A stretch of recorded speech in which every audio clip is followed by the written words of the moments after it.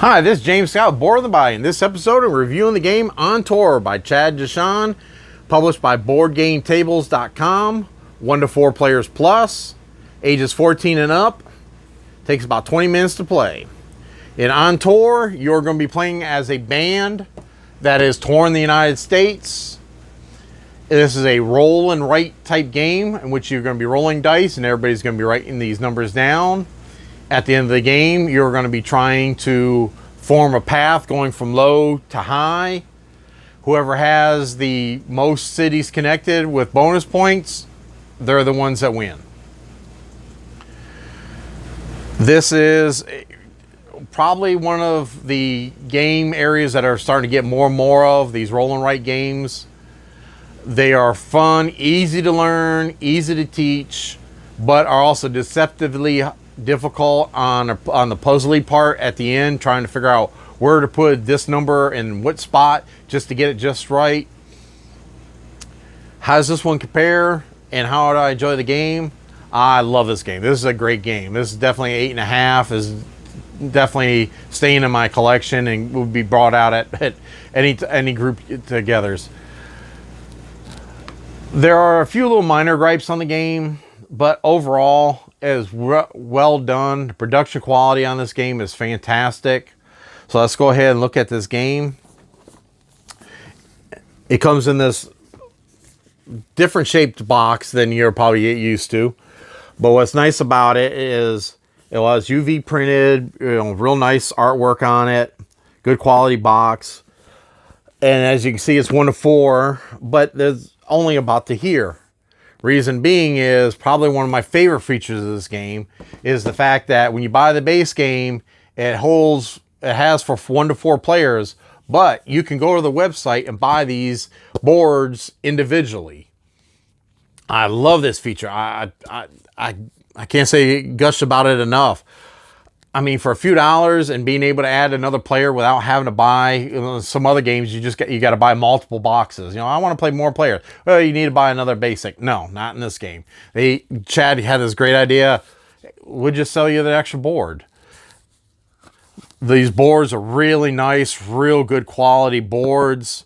They're UV printed with the different area of the different genres. You have country, jazz, rock, hip hop.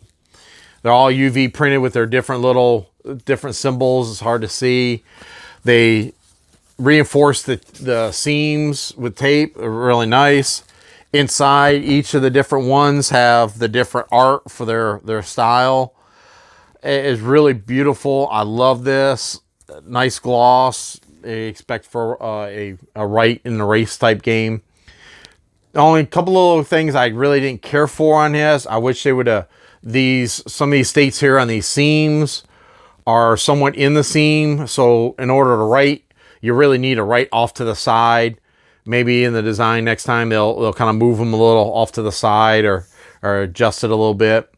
The other thing I did find that these are down here where you score at the end are kind of hard to see. It's not really an issue, but in low lighting, you're kind of looking at them. Other than that, great boards, great design. Then you have your cards. These cards are nice satin finish. Good quality cards, really big cards. When somebody plays these cards and put them on the table, you can see them from across the table. I love that. Really nice. Comes with some big 10-sided dice. Again, I'm glad they put these in here. This is, if you're a fidgeter like me, you're definitely going to be the guy sitting off to the side fidgeting with these things. These are really nice big dice. Some dry erase markers.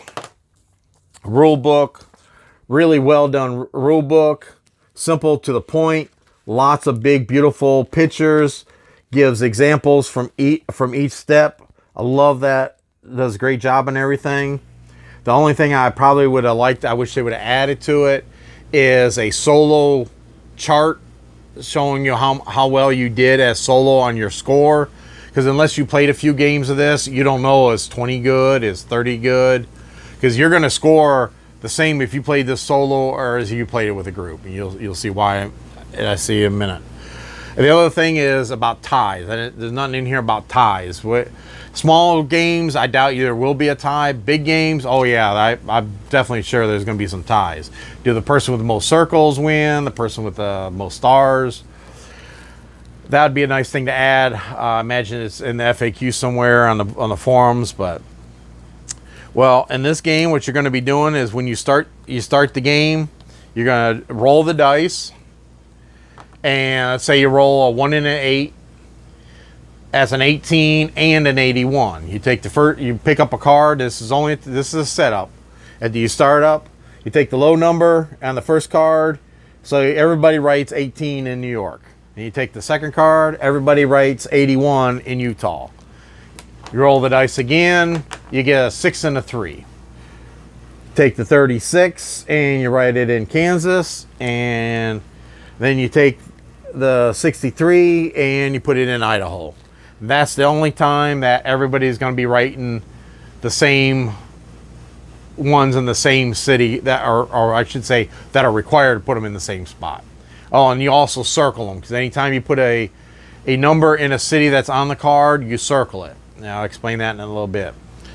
After that, each player, starting in any order you want, it really doesn't matter, because everybody's going to be playing the same cards and same dice.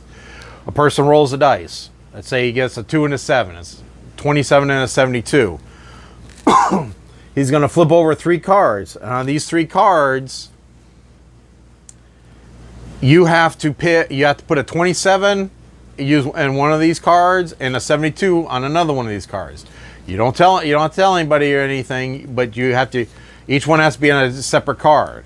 And if you happen to use the state that is circled there, you circle that state. You keep going around like that. Anytime, let's say you pull up 3 of the same state, if you happen to pull up 3 Souths, or if you roll doubles, then you get a star. And then you put a star on any location that's in those region or on that state.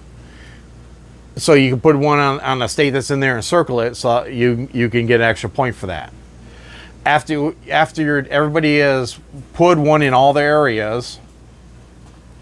Oh, and if you're wondering if for some odd reason you do roll and you have filled up an area and all the regions are full, you just X out.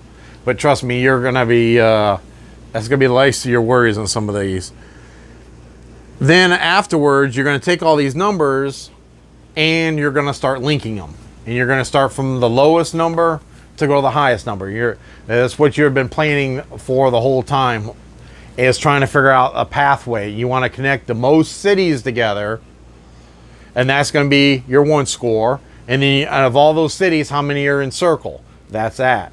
You add those 2 together, that's your final score. That goes right down here. Has a spot, visited cities and visited circles. So circled cities are 2 points. Circled number cities are 2 points. Take it back. Yeah, circled star ones are actually 2 points too. I think I scored that last game wrong.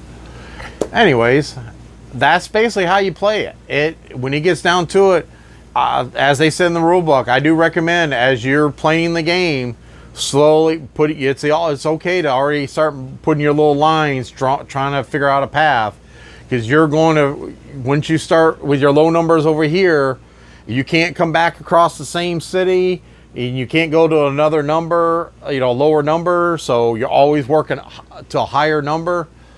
It can get really puzzly trying to figure out, well, what do I do here? Think of it almost like in Ticket to Ride, of doing the longest track in that. It kind of reminds me of that, of sitting there trying to figure out what is the best route to get the most points. Other than that, that's pretty much the game. A fantastic game. I love everything about it. Production, rules, boards. Like I said, there's a few little minor things that probably might get cleared up if he ever does another edition of it. The other things I could think of, I mean, this is definitely a travel game. If you are liking to travel, this is definitely one. If you have some way of rolling dice on your phone, You could easily play this on your phone and just somebody just call out the states. You know, some type of app maybe even would be a good idea on this to roll, or even possibly even he might even do like a little pad for like a little portable one that you can stick in your purse for travel. But the game itself and the idea, oh, fantastic. I mean, I love, like I said, there's not much about this game I don't like. It's really well done.